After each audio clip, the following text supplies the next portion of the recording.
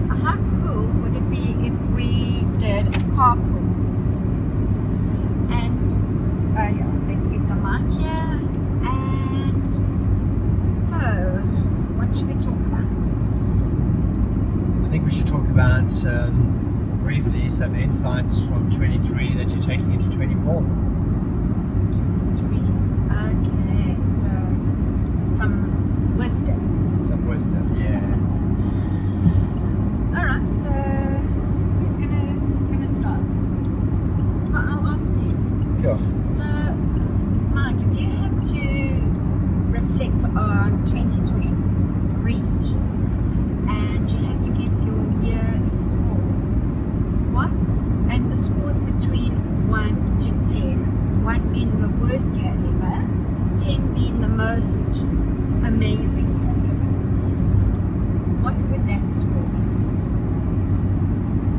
I would score it probably somewhere between 7 and 8. 23 has been a good year, good business year, good growing year. But it's also been a tough year, and I think it's tough emotionally, tough a little bit even. Just all the existential noise, all the challenges that we've had in the world, and you've had your hustle. There's been times in the year where one's woken up tired and fatigued, and you use your strategies and you keep going. But a great year as well. Look how we are. We're on our way to the Kruger Park to do some work. We've just come from Vic Falls where we've done some work. Last weekend I was in Cape Town. That's pretty amazing stuff, yeah. Amazing. Okay, so let me score my year. I think I would give it a 9. It has been. Had a good one, yeah. It really, really has been the most phenomenal year for me. I have done things that I've been wanting to do for many years, and that is travel. And so this year I have got to go to Italy, Bali, Sims, doing things here like going to the Kruger, and also the wilderness side, George area. So my heart is like so full of joy. I feel radiantly alive. So definitely 9, almost 9.5, maybe 10. And sometimes I think to myself, it's just too good to be true. I hope I'm not about to peg, because just so much goodness has come my way. But yeah, so it's been a good one. Yeah, and I think one's aware that, Richard Rohr says, what amazes you with joy and gratitude, and there's a lot that we've had this year that we can be amazed with joy and gratitude. And I'm fully aware of many people who haven't had the opportunity that we've had. And then having said that, it's not like every year is like the one that we've had. Hey, Exactly. we've gone through those wilderness desert years where things aren't happening. But one is grateful for the years that come in, and there is opportunity, and there is a sense of things are working for you, and fully aware of that. Yeah. And the tough or the bitter moments of the year, what would come to mind for you? Well, we had a horrible break-in on Mike's birthday. On my birthday, 1 o'clock in the morning, people bashing down our door, and unfortunately we came close to the reality of sometimes living in South Africa where these things do happen, and that took a while to recover from. You don't recover quickly, if ever, in a sense, but you do grow and you learn through it. And so that was definitely a tough one. Also, you've been aware of other people's challenges. So sorry, I'm just paying for the toll. So keep talking, mans. Yeah, so Can I have a sip, please? Thank you. definitely some challenges.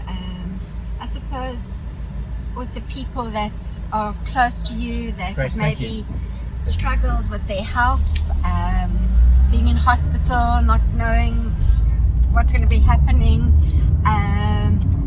some painful times with people that are close to you, and the toll that has on one. Anything else, man? Yeah, look, I think it's just, that beautiful line, life's beauty and fragility are inseparable.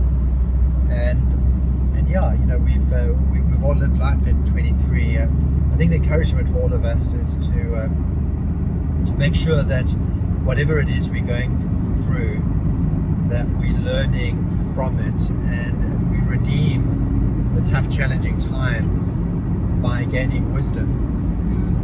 And I realize there are some things in life where you'd say, can wisdom be gained from that, because it was just so horrible. But yet, invariably when we look back, we find that if we keep doing the work, the spiritual work, the emotional work, that we can find the value in some of even the more difficult things. But that's the encouragement as we go from 23 to 24. The world's a crazy place at the moment. It's hard not to wake up with a sense of overwhelm. Keep moving. Doesn't matter what you're going through, keep moving. Keep moving. And also, it's just, I think, a very powerful tool for all of us is, within the messiness of life, is really looking out for those things that we really need to be grateful for. And it's simple things. Going to Bali, that was something that really stood out to me.